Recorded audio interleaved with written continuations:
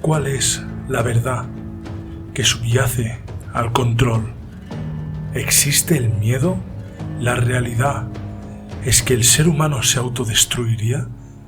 ¿O el control subyace a la corrupción misma y pura?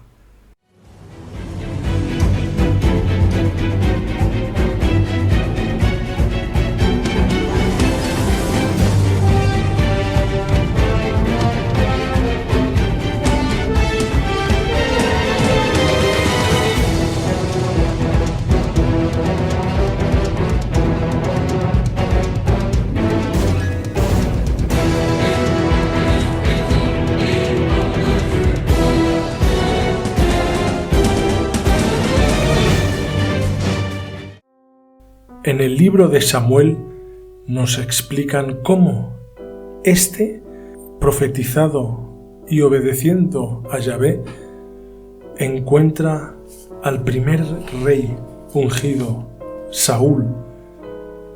Este Saúl fue el primer rey de Israel, que unificó el reinado de todas estas tribus. Este cometió un grave error y desobedeció Yahvé. Castigado, Saúl debería dejar su poder y Samuel, el profeta, se dirige a buscar su sucesor. Ocultando tal misión y propósito a Saúl, llega a Belén, a la casa de Yesé. Así, debe elegir uno de sus 8 hijos como sucesor al rey al trono de Israel. Conoce 7 hijos y ninguno es el elegido. Samuel sabrá el sucesor cuando lo vea, así que pide descubrir al último hijo que no se encontraba en la casa. Cuando llega, descubre a David y así con aceite unge David como el nuevo rey, sucesor de Saúl, de Israel. Por los pecados que se cometieron las grandes batallas, en la capital del reino de Israel, Jerusalén, se debía construir un templo, pero en la ciudad de David, Yahvé notificó que era necesaria otra generación. Así llega Salomón, hijo de David, con todo su esplendor y toda su autoridad concedida por Yahvé, para construir el templo más grande que Tierra Santa, que Israel y que el mundo hubiera conocido en ese entonces. Salomón fue el rey más sabio y más grande de todos los tiempos, de la descendencia de David y de la casa de Judá. Así, un montón de leyendas, de tradiciones y de culturas nacen de este templo. Los habitantes de Israel, de la religión judía, transmitieron sus enseñanzas, sus sabidurías en su grupo cultural.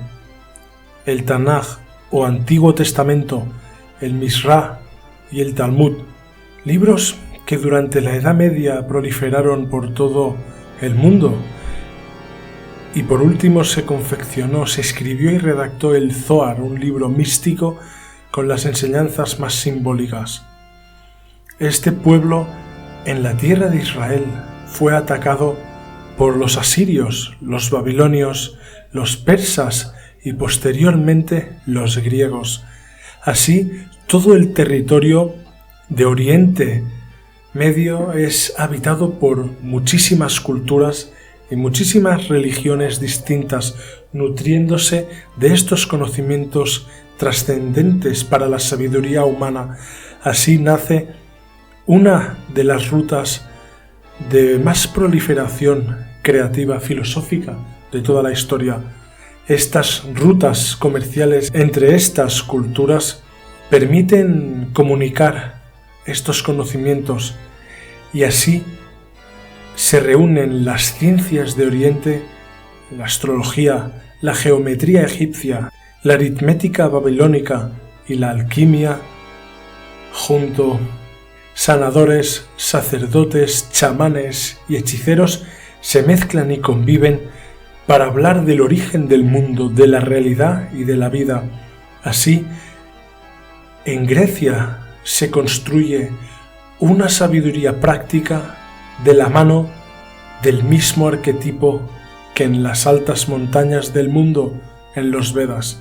Precisamente 7 sabios nos hablan de estos saberes, de sabiduría guía para la vida de los hombres.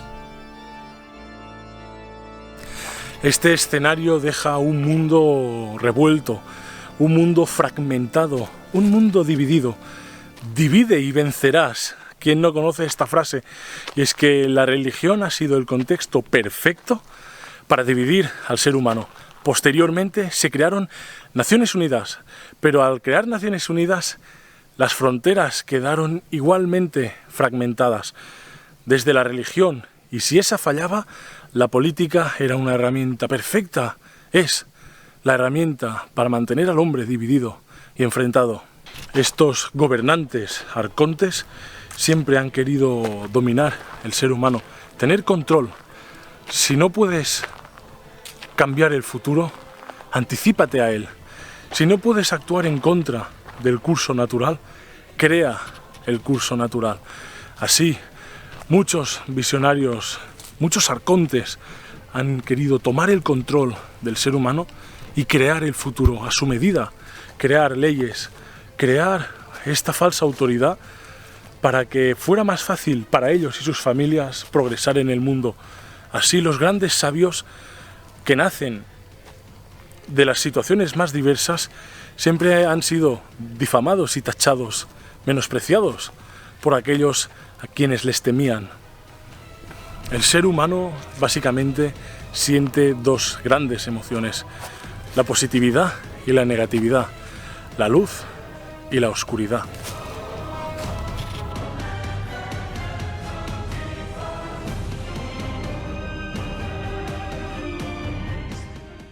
Para proteger